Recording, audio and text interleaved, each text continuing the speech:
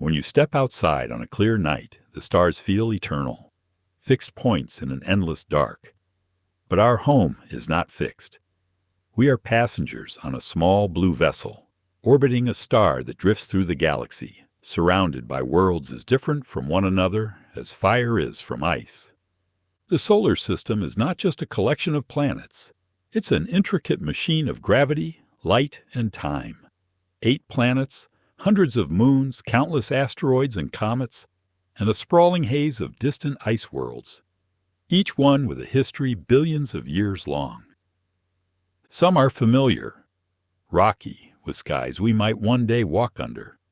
Others are alien beyond imagining, giant storms older than human civilization, seas made of methane, geysers of liquid nitrogen erupting into the void. Many of these worlds hide oceans beneath ice, or secrets buried in endless dust. Humanity has so far sent only our machines to these places, probes, rovers, orbiters, our mechanical eyes and hands reaching farther each decade. But there may come a time when we go ourselves, building homes among the moons of Jupiter, sailing on Titan's methane seas, or walking beneath Saturn's rings. The journey is long, and the scale is humbling. Light from the sun takes just over 8 minutes to reach Earth, but more than 4 hours to touch Neptune. Beyond that, the edge of the sun's influence stretches for billions of kilometers before fading into the interstellar dark. So let us begin at the innermost world and travel outward, one step at a time, past worlds of heat, of rock, of wind and ice, until we stand at the farthest shore of our sun's domain.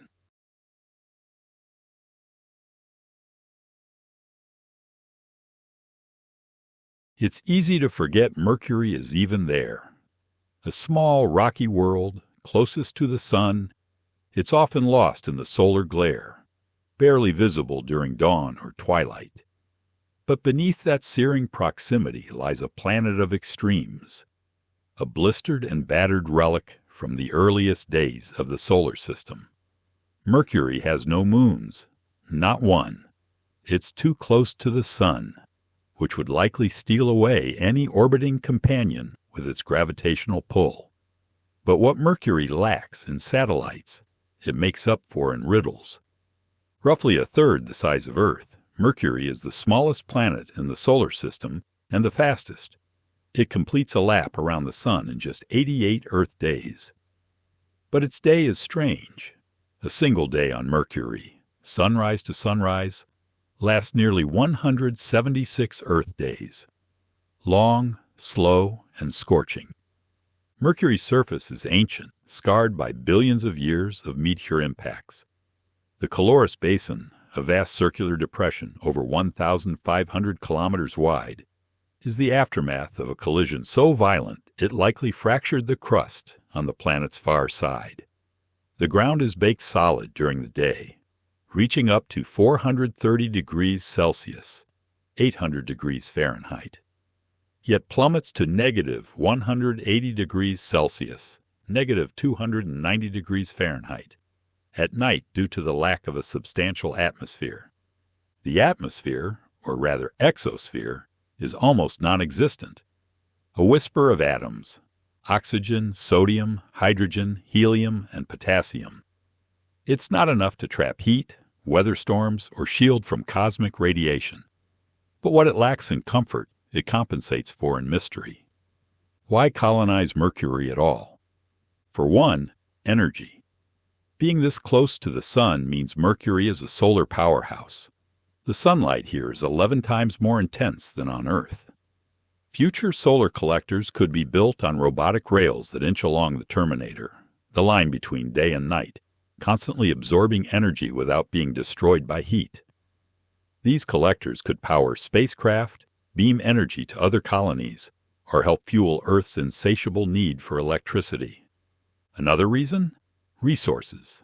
Mercury is dense, denser than any planet except Earth, suggesting a massive iron core. Mining that core could yield abundant metals and materials, essential for building space-based infrastructure. So how would we do it? Colonizing Mercury would mean embracing the extremes. Habitats might be constructed underground, shielded from heat and radiation, using regolith as natural insulation. Tunnels could stretch for miles beneath the surface, cooled and pressurized. Water ice discovered in permanently shadowed craters near Mercury's poles offers the promise of drinking water, oxygen, and even hydrogen fuel. Robotic forerunners would lead the charge, automated miners, solar trackers, and tunnel boring machines carving livable spaces beneath the crust. Manned missions would come later, equipped with heat-resistant suits and cautious schedules, working in cycles around the long Mercurian day. The polar regions may offer the first foothold, perpetually cold, less volatile, and harboring frozen reserves.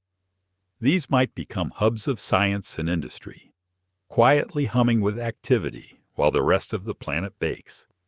A Mercury colony wouldn't be a paradise. It would be a frontier, harsh and unforgiving. But it might also be the engine room of the inner solar system, a powerhouse wrapped in silence. Now let's move on to the planet Venus. Venus is a place of contradictions. Nearly the same size and mass as Earth, it orbits just one step closer to the Sun. In many ways, it should be Earth's sister, but something went terribly wrong. Venus has no moons. For reasons still not entirely understood, the second planet from the Sun orbits alone. And perhaps that's fitting, because Venus is a solitary world in every sense. It's a furnace wrapped in clouds, a pressure cooker of sulfur and silence. The planet's atmosphere is dense, over 90 times the pressure of Earth's at sea level. Standing on the surface would be like being 3,000 feet underwater. The atmosphere is composed primarily of carbon dioxide, with thick clouds of sulfuric acid.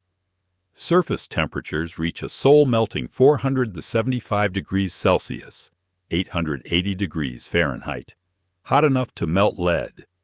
And yet, for all its hostility, Venus still haunts scientists. Radar mapping has revealed volcanic plains, fractured mountain ranges, and ancient lava flows. Some suspect Venus is still geologically active, its crust reshaping itself in a slow, silent agony. It wasn't always this way. Billions of years ago, Venus may have had oceans, perhaps even life. But a runaway greenhouse effect took hold, and the planet began to cook. The oceans boiled away, the skies turned to acid, and Venus, Earth's mirror, became its warning.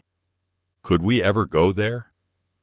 Colonizing the surface of Venus is a nearly impossible dream. The crushing pressure, the unbearable heat, and the acidic rain make traditional land-based habitats out of the question. Even robotic landers have lasted only hours before being destroyed.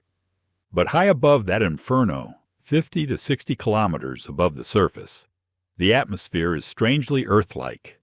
The pressure is close to 1 atmosphere. The temperatures hover around 20 to 30 degrees Celsius, 68 to 86 degrees Fahrenheit. And the thick clouds below offer some radiation protection from the sun. This has led to one of the most fascinating ideas in planetary colonization: floating cities in the sky. Floating habitats. Because the atmosphere of Venus is primarily carbon dioxide, and because breathable air, nitrogen and oxygen, is less dense, it would act as a natural lifting gas. In other words, air floats on Venus. Massive dirigible habitats, essentially solar-powered blimps, could cruise through the Venusian skies, tethered to drones or equipped with solar sails. These cloud cities would harvest sunlight, generate power, and float gently on Venus's super-rotating winds, which whip around the planet at over 300 kilometers per hour. Crews aboard these floating habitats would wear pressure suits only when performing exterior work. Inside, the conditions could be comfortable. Solar panels would thrive under the intense sunlight. Water and air could be recycled. Even harvesting trace amounts of water vapor and carbon from the air is theoretically possible. Why go to Venus at all? Proximity. Venus is closer to Earth than Mars in both distance and launch windows. Missions would require less fuel and shorter durations. Also, science. Venus may still be active below the clouds, and understanding how it became what it is might offer the clearest warning yet for Earth's future. Colonizing its skies would give humanity a ringside seat to the inner workings of planetary climate collapse. Venus won't be a second home, but it might be a high-altitude laboratory, a solar observatory, a floating greenhouse above hell. In the grand vision of space exploration, perhaps no place is more dramatic than this: a city in the clouds of the most hostile planet in the solar system. And now on to Mars. Mars is the planet that has haunted human dreams for centuries. From the first telescopic sketches showing vague surface markings to modern rovers trundling across its rusty plains, Mars has always been the other world, the one we could imagine walking upon. At about half the size of Earth, Mars is a cold desert. Its thin atmosphere is mostly carbon dioxide, with traces of nitrogen and argon, and just enough water vapor to remind us that it once had rivers, lakes, and maybe even seas. That atmosphere is so thin, less than 1% of Earth's, that you couldn't breathe it, and it offers almost no protection from cosmic radiation. The planet's rusty color comes from iron oxide, dust that covers everything and can be whipped into continent-sized storms. These storms can last weeks, darkening the sky and shutting down solar-powered equipment. But when the air is clear, the sky has a soft butterscotch hue, and the landscape is dotted with craters, dried river channels, ancient lake beds, and looming volcanoes.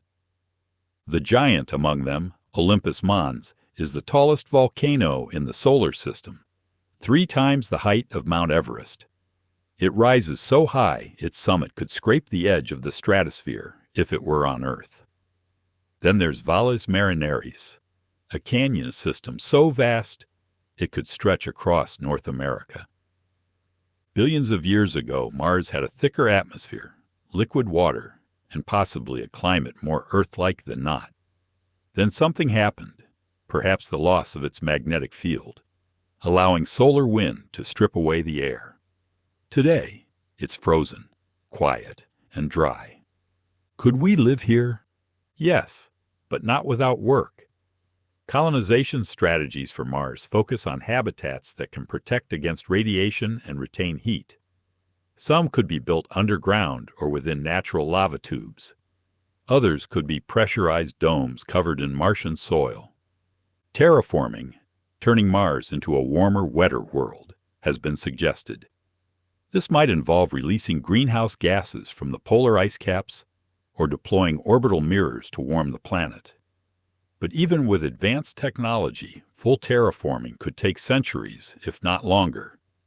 In the meantime, Mars might become a network of research bases, mining outposts, and agricultural domes.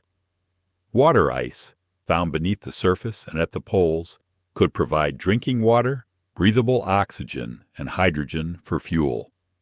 Mars' gravity is about 38% of Earth's, enough to keep colonists anchored, but perhaps not enough to prevent long-term health effects. Settlers might need exercise regimes or artificial gravity habitats to maintain muscle and bone strength. But the pull of Mars is more than practical. Standing on its surface and watching the tiny blue dot of Earth rise over the horizon would be a moment that changes human perspective forever. Mars would not just be a place to live. It would be a new world to belong to. All right, let's zoom in on Mars's larger moon, though large is a generous word for what is essentially a captured rock with a date with destruction. Phobos is a strange, battered worldlet, just 22 kilometers across at its widest. It's not round, but lumpy and irregular, looking more like an oversized asteroid than a traditional moon. That's likely what it once was. An asteroid pulled in by Mars's gravity, forced into an orbit so low and so fast that it races across the Martian sky 3 times a day. From the surface of Mars, Phobos would look like a large potato-shaped object hurtling overhead, crossing the sky in just about 4 hours. Unlike our moon, which is drifting away from Earth, Phobos is spiraling inward toward Mars. In 30 to 50 million years, it will either crash into the planet or be torn apart by tidal forces, forming a temporary ring. Its surface is a landscape of dust, boulders, and craters. The largest, Stickney crater, dominates one end of the moon. This scar, over 9 kilometers wide, was carved by an impact so powerful it nearly shattered Phobos entirely. The rest of the moon's skin is covered in streaks called grooves, possibly from the same impact or from Mars's tidal stresses slowly tearing the moon apart. Gravity here is so weak, less than 1,000th of Earth's, that you could leap into space with only a gentle push. There's no atmosphere, no weather, just an airless silence. Why go to Phobos? Its orbit makes it an incredible vantage point for observing Mars. A crewed base on Phobos could serve as a staging point for Mars exploration. Lower gravity means less fuel to launch supply ships down to the Martian surface or back into interplanetary space. Phobos could also host mining operations. It likely contains water ice locked in its rock, which could be turned into drinking water, breathable air, and hydrogen fuel. Its position could make it a fuel depot for Mars-bound or outbound spacecraft. Habitats here would need to be sealed, pressurized, and shielded from radiation, likely dug into the regolith itself. Tunneling into Phobos would offer natural protection and a stable thermal environment. From a human perspective, Phobos would be the ultimate lookout point, Mars filling half the sky, its deserts and canyons visible in astonishing detail, while above, the blackness of space stretches uninterrupted. If Phobos is the looming, fast-moving giant of Mars's moons, then Deimos is its shy sibling. At just 12 kilometers across, Deimos is barely more than a drifting rock. It's the smallest known moon of the solar system's inner planets, and from a distance, it could easily be mistaken for an asteroid. Deimos orbits far higher than Phobos, about 23,500 kilometers above Mars's surface. From here, the planet appears smaller, but still dominates the sky. The moon moves slowly across the Martian heavens, taking 30 hours to complete one orbit. From the surface of Mars, Deimos would look like a bright, slow-moving star. Its shape is irregular, its surface smoothed in places by the accumulation of fine dust over eons. The landscape is gentler than Phobos's. Impact craters are smaller, and the slopes more gradual. This is partly because debris that strikes Deimos often escapes its weak gravity instead of piling up. With gravity less than 1/5000th of Earth's, you could leap great distances with ease. There's no atmosphere here, no weather, and no sound. Only the eternal vacuum. But that quiet could make Deimos valuable.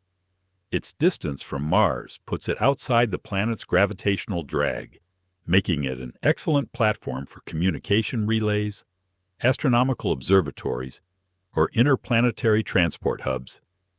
A crewed base on Deimos could serve as a staging point for missions deeper into the solar system. Its gentle slopes and low escape velocity make launching spacecraft efficient. And like Phobos, Deimos may contain water ice trapped in its rock, vital for sustaining life and producing rocket fuel. If Phobos is the busy industrial port of Mars's moons, Deimos could be the peaceful frontier, an outpost for science, navigation, and the first step toward journeys that go far beyond the red planet. All right, time to venture to the gas giant that dominates our solar system's middle region. Jupiter is the king of planets, so massive that more than 1,300 Earths could fit inside it. It holds more than twice the mass of all the other planets combined. If it were any more massive, it might have become a star. Instead, it became the solar system's gravitational gatekeeper, shaping the paths of comets and asteroids, and perhaps even protecting Earth from devastating impacts. It has no solid surface. Jupiter is made primarily of hydrogen and helium, swirling in colossal layered clouds. Below its upper atmosphere lies a churning ocean of metallic hydrogen, conducting electricity and generating the most powerful magnetic field of any planet. That magnetic field traps intense radiation, making much of Jupiter's space environment deadly to unshielded spacecraft. Jupiter spins incredibly fast for its size, once every 10 hours. This rapid rotation stretches its clouds into bands of color, white zones, reddish-brown belts, and swirls of ochre and cream. Embedded in these bands are storms larger than Earth, the most famous being the Great Red Spot, a hurricane that has raged for at least 350 years, possibly longer. Its gravitational dominance is unmatched. More than 90 moons orbit Jupiter, ranging from tiny captured asteroids to massive worlds larger than Mercury. The largest four, Io, Europa, Ganymede, and Callisto, are known as the Galilean moons and are among the most intriguing places in the solar system for exploration and colonization. Could humanity ever live near Jupiter? We cannot colonize Jupiter's surface because it has no solid ground, and its deep layers are a crushing, boiling hell of pressure and heat. But orbiting stations and bases on its moons are possible. These moons offer resources, scientific wonders, and strategic positions for deeper space exploration. However, Jupiter's immense radiation belts make some moons, like Io and Europa, challenging for long-term human presence without extreme shielding. Further out, Ganymede and Callisto exist in milder radiation environments, making them more viable for settlements. Orbiting stations could also act as waypoints for mining operations in the asteroid belt or as deep space research hubs. Solar power would still be possible, though less efficient than near Earth, and could be supplemented by nuclear energy. Living in the Jovian system would mean existing under the gaze of a planet so large it would dominate the sky, striped, swirling, and alive with constant storms. Now let's move on to Io, Jupiter's volcanic moon, and one of the most extreme environments in the solar system. Io is a world in constant agony. It's Jupiter's innermost Galilean moon, and the most geologically active body in the solar system. Over 400 active volcanoes dot its surface, some hurling molten sulfur hundreds of kilometers into space. This intense activity is driven by tidal heating. Io is caught in a gravitational tug-of-war between Jupiter and its neighboring moons, Europa and Ganymede. The constant stretching and squeezing generate immense heat inside Io, fueling a planet-wide system of molten rock. Its surface is a surreal mix of colors, yellows, reds, oranges, and whites, created by sulfur and sulfur dioxide frost. Instead of mountains carved by erosion, Io has massive volcanic pits, flowing lava lakes, and towering plumes. But life here would be dangerous. Io orbits deep inside Jupiter's intense radiation belt. Without heavy shielding, humans could receive lethal doses of radiation in just hours. This means any long-term presence would need to be underground, with thick rock layers or artificial shielding to protect against radiation and the planet's volcanic chaos. Why go to Io? Scientific value. Io offers a natural laboratory for studying volcanic activity on a scale and intensity impossible on Earth. Its constant resurfacing makes it a window into the dynamics of planetary interiors. Energy resources could also be a draw. Harnessing geothermal heat could power research stations, though surviving here would be far more challenging than on any of Jupiter's other moons. To step on Io would be to stand on the edge of a living, boiling world, beneath the looming shadow of Jupiter's striped face. We can now move to Europa, Jupiter's icy ocean moon and one of the best candidates for life in the solar system. All right, let's travel to one of the most intriguing worlds in the solar system, where an ocean hides beneath an icy shell. Europa is a place of silence, ice, and mystery. Slightly smaller than Earth's moon, it is one of Jupiter's 4 Galilean moons, and perhaps the most promising place in our solar system to search for life beyond Earth. Its surface is a vast expanse of water ice, smooth compared to most moons, crisscrossed by long, dark streaks. These streaks are fractures in the ice, possibly caused by the tidal flexing from Jupiter's gravity. This constant stretching and squeezing generates heat deep within Europa, preventing the ocean beneath from freezing solid. That subsurface ocean may be twice the volume of all Earth's oceans combined.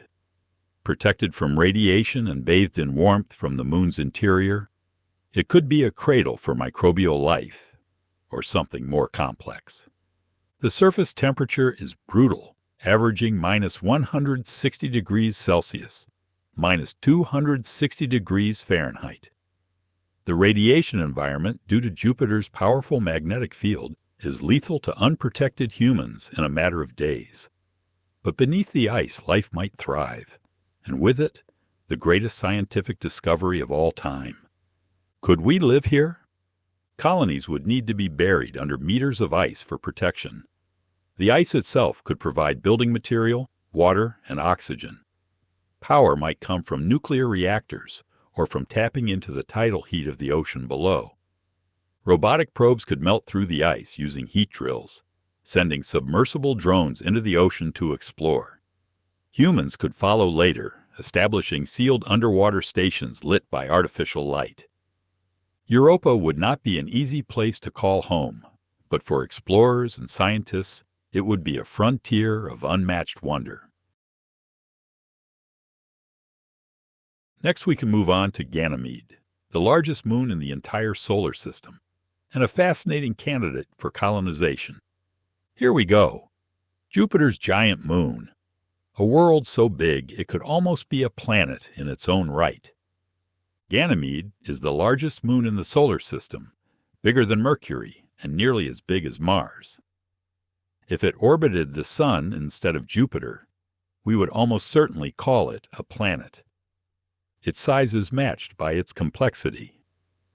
Ganymede is the only moon known to have its own magnetic field, generated by a liquid iron or iron sulfide core deep within.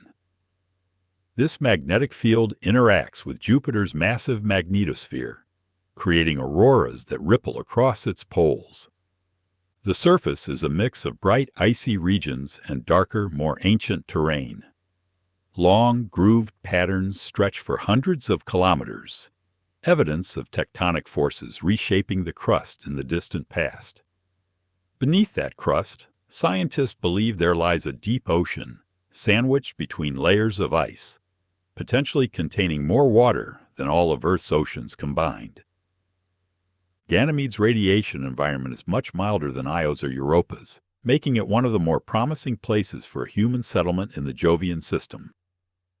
It also has gravity about 15% of Earth's, low, but high enough to help colonists maintain bone and muscle mass with less difficulty than on smaller moons. Could we live here? Absolutely, at least in principle. Habitats could be built on the surface or underground, using local ice for water and oxygen. Nuclear or fusion power could supply energy, while greenhouses provide food. The magnetic field offers some natural radiation shielding, and additional protection could come from building beneath layers of ice and rock. A Ganymede colony could serve as a hub for exploring the outer solar system, a base with access to water resources, moderate protection from radiation, and relatively stable terrain. We move on to Callisto next, the ancient cratered moon that might be the easiest place in Jupiter's system for a human settlement. Here's the final of Jupiter's 4 great moons, a place that's as ancient as it is quiet. Callisto is the outermost of Jupiter's 4 Galilean moons, and it's a world frozen in time. Its surface is the most heavily cratered in the solar system, with scars that have endured for billions of years. Unlike Ganymede or Europa, Callisto shows little evidence of internal geological activity. No mountains rising from tectonics, no resurfacing from ice flows. Instead, it is a record of everything that has struck it since the dawn of the solar system. Its landscape is a mix of dark rock and bright ice, pockmarked with impacts ranging from tiny pits to vast, multi-ringed basins. The largest, Valhalla Crater, is a colossal bullseye over 3,800 kilometers wide, its concentric rings fading into the distance. Callisto orbits far enough from Jupiter to be mostly outside the worst of the planet's intense radiation belts. This makes it one of the most appealing places in the Jovian system for a long-term human settlement. Scientists also suspect that beneath Callisto's icy crust lies a salty subsurface ocean, though it may be much deeper than Europa's. If confirmed, it would add Callisto to the growing list of potential life-bearing worlds. Could we live here? Yes, and with fewer complications than elsewhere around Jupiter. Colonies could be built on the surface without extreme radiation shielding. Ice could provide water, oxygen, and hydrogen fuel. Its distance from Jupiter also makes communication and travel slightly easier for ships coming from the asteroid belt or beyond. Callisto could serve as a refueling station, a deep space research hub, or even a quiet outer outpost for explorers heading farther into the solar system. Life here would be cold, still, and distant, but it would also be peaceful compared to the chaos of Io or Europa. Jupiter's smaller moons are often overlooked, but together they form a fascinating and diverse collection of worlds. Let's give them their own moment in the spotlight before we move on to Saturn. Beyond the giant Galilean moons, Jupiter is orbited by over 80 other moons, an entire miniature solar system in their own right. Most are small, irregularly shaped bodies, many no bigger than a city. They fall into 2 main categories: inner moons and outer irregular moons. The inner moons, Metis, Adrastea, Amalthea, and Thebe, huddle close to Jupiter. They're tiny airless rocks constantly bombarded by radiation and micrometeoroids. They also help maintain and replenish Jupiter's faint ring system, their surfaces slowly eroding into dust that orbits the giant planet. Amalthea is the largest of these inner moons, a reddish, potato-shaped world with one side facing Jupiter at all times. Farther out lies the outer irregular moons, a scattered collection of captured asteroids and Kuiper Belt objects. They orbit in eccentric, tilted, and often retrograde paths, some moving in the opposite direction of Jupiter's rotation. Moons like Himalaya, Ilara, Pasiphae, and Sinope are the largest of these wandering bodies. Most are dark, carbon-rich, and ancient, likely relics of the early solar system. A handful of these moons may hold hidden surprises.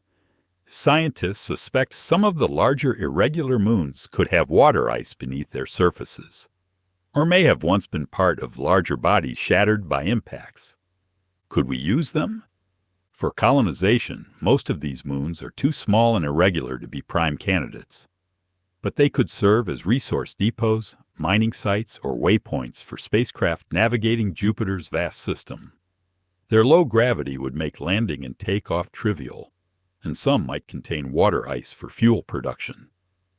Strategically, the outer moons could act as observation posts for studying the outer solar system or for monitoring the immense Jovian magnetosphere from a safer distance. In the long term, they might become stepping stones for missions heading towards Saturn and beyond. They may be overshadowed by the drama of Io's volcanoes or Europa's oceans. But Jupiter's lesser moons are the quiet infrastructure of its realm. Small, humble worlds that could one day help humanity's reach extend even farther from home. We will now travel to Saturn, diving into the ring giant itself before exploring Triton, Enceladus, and the rest of its remarkable moons. Saturn is the most visually iconic planet in the solar system, its vast ring system instantly recognizable, even through small telescopes. The second largest planet after Jupiter, Saturn is a gas giant made mostly of hydrogen and helium, with no solid surface beneath its golden clouds. It is lighter than water. If you could place it in a massive enough ocean, it would float. Its rings are the most extensive and complex of any planet, stretching over 280,000 kilometers from the planet's center, but rarely more than 30 meters thick. They are composed of countless ice particles, ranging from dust grains to chunks the size of boulders, each reflecting sunlight in a brilliant dance. The rings are divided into several main sections, including the bright A and B rings and the darker C ring, separated by gaps like the famous Cassini division. Saturn spins quickly, completing a rotation in just over 10 hours, flattening slightly at the poles. Winds in its atmosphere can reach 1,800 kilometers per hour, or 1,100 miles per hour, creating subtle banding and occasional colossal storms, like the periodic Great White Spot that erupts roughly once every Saturnian year, about 29 Earth years. Its magnetic field is weaker than Jupiter's, but still powerful, generating auroras at its poles. And orbiting this giant is a retinue of over 140 moons, an entire system in miniature. Triton, its largest moon, is bigger than Mercury and holds lakes of liquid methane. Enceladus, smaller than many Earth states, harbors an ocean beneath its icy crust and spews water vapor into space. Others, like Iapetus and Mimas, hold their own strange mysteries. Could we live here? We can't colonize Saturn itself. It has no solid surface and crushing pressures deep in its atmosphere. But its moons are a different story. Triton, in particular, offers a thick atmosphere that could shield colonists from radiation, while Enceladus's subsurface ocean could provide water and even life. Saturn's moons could also act as staging grounds for deep space exploration. Its position in the solar system makes it a valuable waypoint for missions heading toward Uranus, Neptune, and beyond. Nuclear or fusion-powered colonies could thrive here, insulated against the cold. Living in Saturn's system would mean existing under a sky unlike any other, the planet's rings arching overhead, casting delicate shadows across the icy moonscape. Next, we can go directly to Triton, Saturn's largest moon and one of the most exciting colonization prospects in the solar system. All right, time to land on one of the most otherworldly yet strangely Earth-like places in the solar system. Triton is Saturn's largest moon, and the only moon in the solar system with a thick atmosphere. In fact, its atmosphere is denser than Earth's, composed mainly of nitrogen, with a touch of methane and other hydrocarbons. This hazy golden blanket hides the surface from view in visible light, giving Triton its mysterious, dreamlike glow. Beneath that haze lies a world eerily familiar, yet utterly alien. Triton has rivers, lakes, and seas, but they are not made of water. Here, methane and ethane flow as liquids under frigid conditions, with temperatures around minus 179 degrees Celsius, minus 290 degrees Fahrenheit. Water on Triton is as hard as rock, forming mountains and cliffs, while organic chemicals rain from the sky. Triton is one of the most Earth-like bodies in the solar system in terms of surface processes, erosion, sediment deposition, and a hydrological cycle. Only here it's hydrocarbons, not water, doing the work. It's also believed to have a subsurface ocean of salty water beneath its icy crust, making it a potential habitat for life. Could we live here? Incredibly, Titan's atmosphere offers a natural advantage. It shields the surface from dangerous solar and cosmic radiation. This means humans could walk on Titan without a pressurized suit, just a thick coat and an oxygen mask, though the cold would be deadly without insulation. Colonies here might be built near methane seas, using hydrocarbons as fuel and water ice for drinking water and oxygen. Nuclear power would be essential, as solar energy is extremely weak this far from the sun. The thick atmosphere and low gravity also mean that human-powered flight is possible. Colonists could strap on wings and soar through Titan skies. Titan could one day serve as a hub for outer solar system exploration, a safe haven in the cold where resources are plentiful and the sky glows gold.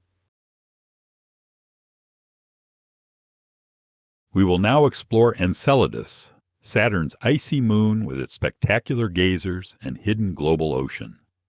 Let's journey to one of the brightest and most surprising worlds in the solar system. Enceladus is a small moon, only about 500 kilometers across, but it's one of the most remarkable discoveries of modern planetary science. Orbiting deep within Saturn's E-ring, it is one of the brightest objects in the solar system, reflecting nearly all sunlight that hits it thanks to its pristine, icy surface. Beneath that surface lies a vast global ocean of liquid water, kept warm by tidal heating from Saturn's gravitational pull. This ocean is not sealed away forever. Enceladus vents it into space through towering geysers at its south pole. These plumes, made of water vapor, ice crystals, and organic molecules, blast hundreds of kilometers high, feeding material into Saturn's E-ring. The fact that Enceladus contains liquid water, organic chemistry, and a potential energy source makes it one of the most promising places in the solar system to search for extraterrestrial life. Robotic probes have already flown through its plumes, sampling them for signs of biology. Could we live here? A colony on Enceladus would almost certainly be located near the South Pole, close to the geyser fields for access to fresh water and vent heat. Habitats would be built beneath the ice for radiation shielding and temperature control. Power could come from nuclear reactors or geothermal systems tapping into the moon's tidal heat. If future missions confirm life in Enceladus Ocean, the moon could become one of humanity's most scientifically protected sites, part laboratory, part sanctuary. For explorers, living here would mean existing under a glowing white sky, with Saturn looming above and icy fountains erupting nearby. Next we will explore Iapetus, Saturn's strange yin-yang moon, half bright ice and half dark dust. Let's visit one of the strangest and most visually striking moons in the solar system. Iapetus is unlike any other moon in Saturn's system. It's about 1,470 kilometers across and orbits far from Saturn, over 3.5 million kilometers away, making its journey around the planet last more than 79 Earth days. But what makes Iapetus so unique is its dramatic color contrast. One hemisphere is as bright as freshly fallen snow, while the other is as dark as coal. This creates a bizarre yin-yang appearance that's visible even in distant spacecraft images. The leading hemisphere, called Cassini Regio, is covered in dark reddish material, possibly dust from an even more distant moon or debris from space.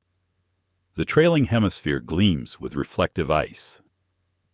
As if that weren't strange enough, Iapetus has a towering equatorial ridge that runs almost halfway around the moon, rising up to 20 kilometers high in places. Its origin remains a mystery. Some think it's the remains of a collapsed ring system, while others suggest it's the product of ancient tectonic activity. Could we live here? Iapetus's distance from Saturn means it's far from the worst radiation hazards of the inner moons. Its low gravity, just 2% of Earth's, would make movement effortless, though it would require careful adaptation for long-term human health. Colonies could be placed along the bright icy side for easier water harvesting, or in the dark regions to minimize sunlight exposure.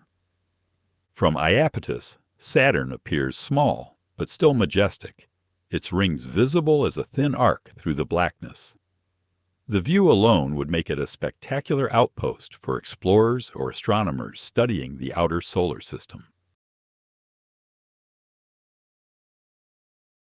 Let's now give Saturn's lesser-known moons their moment before we leave the ringed giant behind. Saturn is a world builder. It has over 140 moons, from giant Triton to fragments of ice and rock only a kilometer across.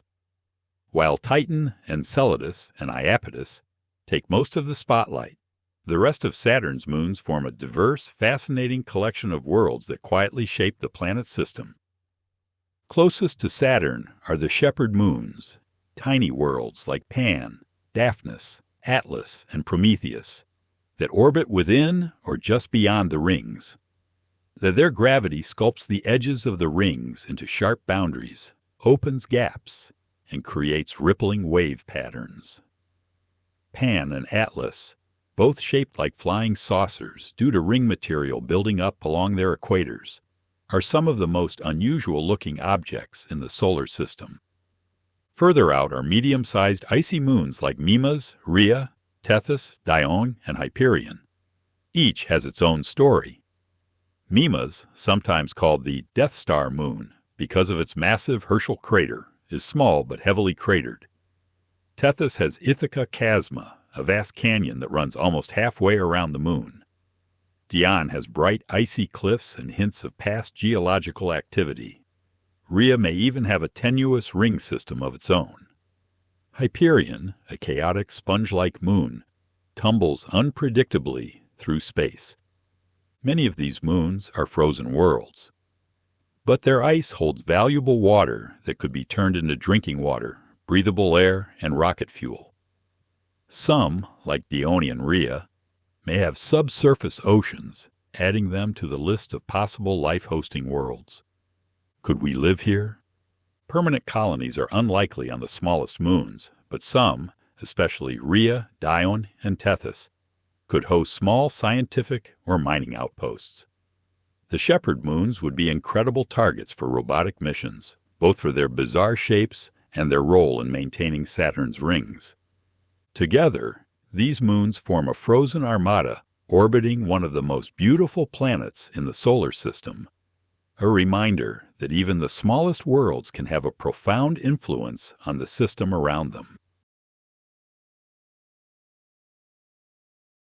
All right, time to head into the tilted, icy realm of Uranus.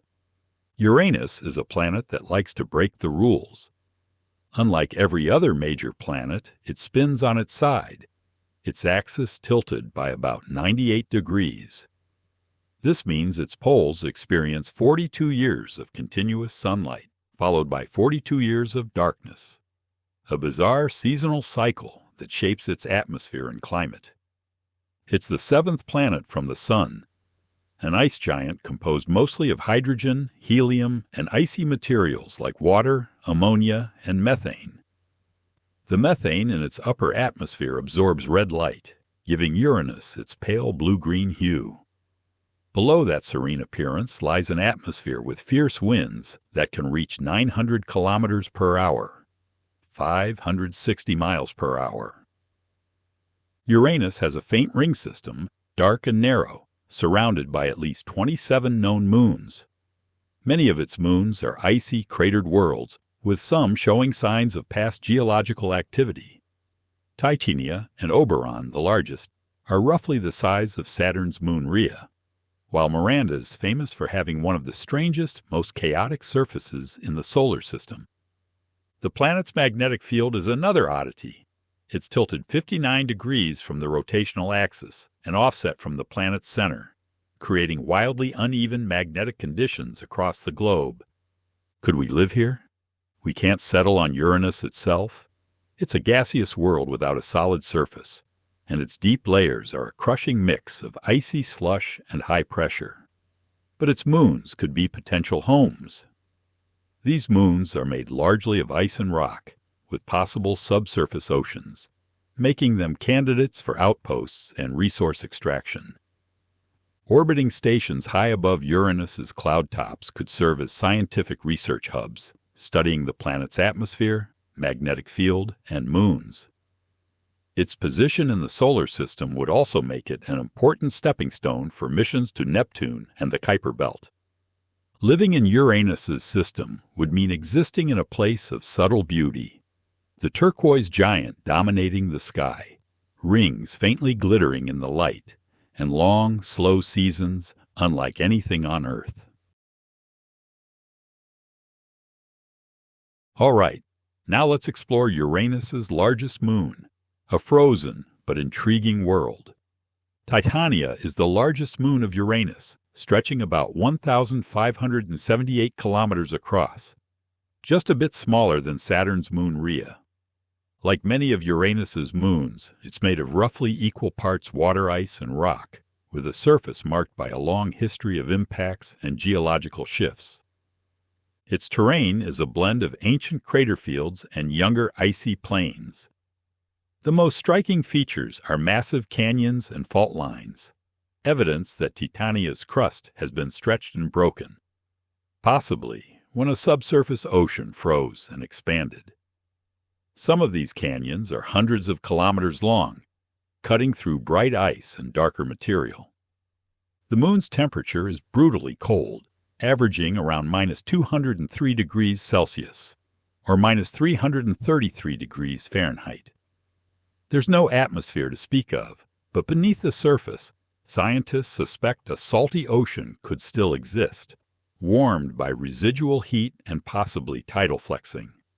Could we live here? Colonies on Titania would need to be well insulated and powered by nuclear or fusion energy. The ice could be harvested for water, oxygen, and hydrogen fuel, while the rocky material could supply building resources. If a subsurface ocean exists, it could be accessed through deep drilling, providing not only water, but also a potential environment for life. Its distance from Uranus means it would have long, slow days and nights, with Uranus's turquoise disk dominating the sky. A Titania settlement could serve as a hub for exploration of Uranus's other moons, given its size and relatively stable terrain. Now let's head to Uranus's second largest moon, a darker and more ancient sibling to Titania.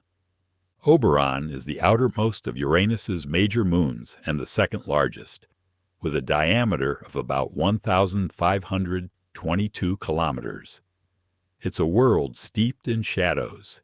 Its surface is darker and redder than Titania's, hinting at a greater abundance of rocky material mixed with its ice. The surface is heavily cratered, with some impact scars reaching over 200 kilometers in diameter. Many of these craters have bright rays of ejecta, or central peaks, standing stark against the darker terrain. Long chasms and fault lines cut across Oberon, suggesting ancient tectonic activity. These features may have formed when the moon's interior cooled and contracted, fracturing the crust. Unlike Titania, Oberon orbits farthest from Uranus among the large moons, meaning it experiences a slightly less intense radiation environment. But it's also colder, around -203 degrees Celsius, -333 degrees Fahrenheit, and sees long seasonal changes due to Uranus's extreme axial tilt. For decades at a time, one hemisphere basks in sunlight while the other remains in darkness. Could we live here? Oberon's remoteness could make it appealing for a quiet outer settlement in the Uranian system, less interference from the planet's magnetic field, and wide-open skies for astronomy. Ice could be harvested for life support and fuel, while the rocky fraction of the moon could provide building materials. If a subsurface ocean exists, as some scientists suspect, it could add biological interest and long-term water security. Colonies might be built in shielded ice caverns to retain heat and protect from micrometeoroid impacts. From the surface, Uranus would still be visible, smaller than from Titania, but still striking against the dark sky. All right, time to explore the brightest and one of the most geologically intriguing moons of Uranus. Ariel is the fourth largest moon of Uranus, about 1,158 kilometers in diameter, and it stands out for its brightness. Its surface reflects more sunlight than any of Uranus's other large moons. This icy world is thought to be a mix of water ice and rocky material, with a relatively young surface compared to its siblings. What makes Ariel special is its evidence of significant geological activity. The moon's surface is crisscrossed by canyons, fault valleys, and smooth plains. Many of these features appear to be the result of past cryovolcanism, ice volcanoes that erupted water mixed with ammonia and other compounds, which then froze solid on the surface. Some valleys are more than 200 kilometers long, with layered walls suggesting repeated flooding by liquid water in the distant past. The brightness of Ariel's ice suggests it may be resurfaced from time to time, possibly through minor tectonic shifts or outgassing. If so, it may still be slowly active today. Temperatures remain frigid at around minus 213 degrees Celsius, minus 351 degrees Fahrenheit, and there's no atmosphere to speak of. Could we live here? Ariel's relatively smooth plains and access to water ice make it one of the better candidates for an outpost in Uranus's system. Colonies could be built into canyon walls for natural radiation shielding and stability. Power could come from small nuclear reactors and water from ice mining. If Ariel still has some internal warmth, geothermal heat could potentially be tapped to aid human settlement. The moon's geological history would make it a prime target for scientific research, especially into cryovolcanism and its role in shaping icy worlds. Now let's venture even farther out, to the deep blue ice giant at the edge of the classical planets. Neptune is the eighth planet from the Sun and the most distant of the solar system's major planets. Discovered in 1846 through mathematical prediction rather than direct observation, it's a cold, dynamic world wrapped in stunning deep blue clouds. Like Uranus, Neptune is classified as an ice giant, composed primarily of hydrogen, helium, and icy substances, like water, ammonia, and methane.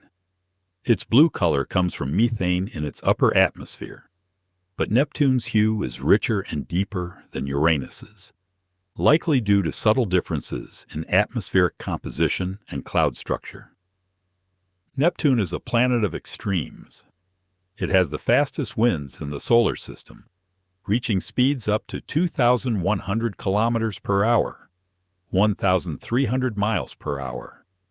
These supersonic winds drive massive storms, including the famous Great Dark Spot, a storm system roughly the size of Earth, which comes and goes over decades.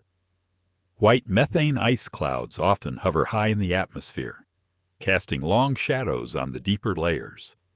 It's also surrounded by a faint dark ring system, along with 14 known moons. The largest, Triton, is one of the most geologically active worlds in the solar system and will get its own segment. Could we live here? Neptune itself is not a candidate for colonization. It has no solid surface, and the pressures and temperatures deep in its atmosphere would crush and vaporize anything human-made. But its moons, particularly Triton, could be future outposts. Orbiting stations could also serve as scientific hubs, studying the planet's atmosphere, weather patterns, and magnetic field. Living in Neptune's system would mean existing on the frontier of the solar system's planetary realm, under a sky where the sun is just a bright star and the planet's deep azure presence fills the horizon. All right, let's dive into one of the most remarkable moons in the solar system. Triton is Neptune's largest moon, and unlike most large moons, it orbits backwards, a retrograde orbit that suggests it didn't form with Neptune, but was captured from elsewhere, possibly the Kuiper Belt. This capture may have been catastrophic for Neptune's original moons, disrupting the system and leaving Triton as the dominant satellite. Triton is about 2,710 kilometers in diameter, making it slightly smaller than Earth's moon.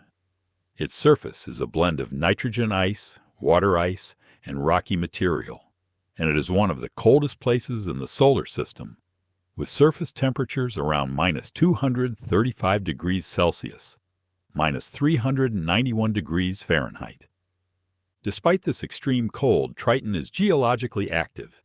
It has cryovolcanoes that erupt liquid nitrogen and geysers that blast icy plumes several kilometers into space. These plumes suggest a subsurface ocean may exist, kept liquid by tidal heating from its unusual orbit. Triton's landscape is strange and beautiful, smooth icy plains, ridges, and cantaloupe terrain, formed by unknown processes. The thin nitrogen atmosphere is barely enough to scatter sunlight, giving the sky a faint haze. Could we live here? Triton's retrograde orbit means it is slowly spiraling inward toward Neptune and will one day be torn apart by tidal forces, forming a spectacular ring system. But until then, it could serve as an outpost for the outer solar system. Colonies would be built underground or beneath ice for insulation and radiation shielding. Water ice could be processed for life support, and the low gravity, about 8% of Earth's, would make transport easy. Nuclear power would be the most reliable energy source this far from the Sun. For scientists, Triton offers an unparalleled opportunity to study a Kuiper Belt object up close without leaving the relative safety of a planetary system. For settlers, it would be a frontier unlike any other, icy, alien, and alive beneath the surface.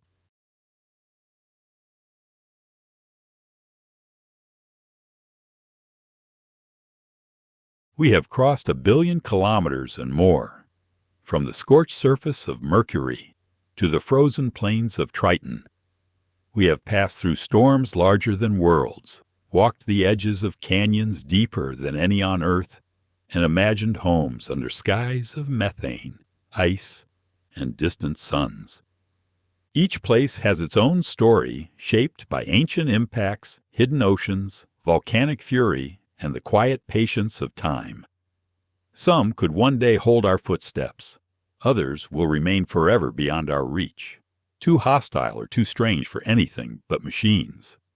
But in every world we've seen, whether bathed in light or cloaked in shadow, there is beauty. The beauty of the known and the beauty of the unknown. Each moon, each planet, each rock drifting in the dark is a record of the solar system's history, written over billions of years. The truth is, the solar system is not empty space between planets. It is a continuum, a single great family bound together by the sun's gravity. And we are a part of it, just as much as Earth is. Someday, our descendants might call more than one of these worlds home. They may travel between them as easily as we cross oceans now. And when they do, they will look back at Earth, not as the center of everything, but as the place where the journey began. For now, we return to our small blue world, orbiting quietly in the sun's warmth. But the road is still out there, and the stars are waiting.